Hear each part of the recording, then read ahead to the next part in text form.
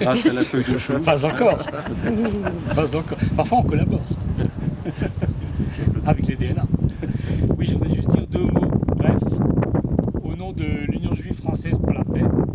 D'abord, si vous vous retournez, là vous voyez un bâtiment assez destroy, et en le voyant, je me suis souvenu qu'il y a un an environ, j'avais participé avec le réseau Éducation sans frontières et quelques autres associations à une occupation partielle pendant quelques jours d'une toute petite partie des mètres carrés de cet énorme bâtiment qui était désaffecté et qui l'est toujours, je le constate là. Il va être détruit, il va être détruit malheureusement, voilà. Et qu'est-ce qu'on a fait là-dedans? On n'était évidemment pas tout seul. On a logé pendant 4 à 5 jours, je ne me souviens plus, des sans-papiers, des familles de sans-papiers avec des enfants parfois en bas âge et qui dormaient à la rue, tout simplement. Au bout de quelques jours, voilà, on nous a fait comprendre qu'il fallait évacuer.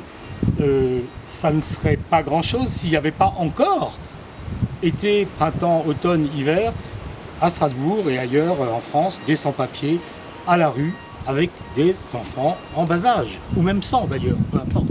Donc voilà.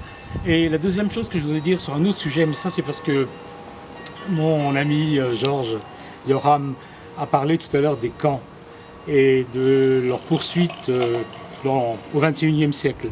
Hein, on aurait pu croire que voilà, les leçons de l'histoire ça sert à quelque chose. Ben non, en fait c'est pas vrai, ça sert pas à quelque chose, même quand on l'enseigne. Bon, il y a le cas où on l'enseigne pas, comme tu viens de dire, pour le riche et compagnie, mais même quand on l'enseigne, finalement on se demande si ça sert à quelque chose. Je voudrais ici dire que, personnellement, en tant que juif alsacien d'une famille qui a été victime du génocide et des crimes contre l'humanité, je trouve absolument honteux qu'en ce moment même, au sud d'Israël, à la frontière avec l'Égypte, se construit un camp de rétention prévu, excusez du peu, pour accueillir jusqu'à 11 000 personnes. Et qui sont ces personnes? Ce sont pour l'essentiel des Africains qui essayent de trouver ailleurs que dans leur pays une vie meilleure. Eh bien, je dois dire que j'ai honte en tant que juif. Merci.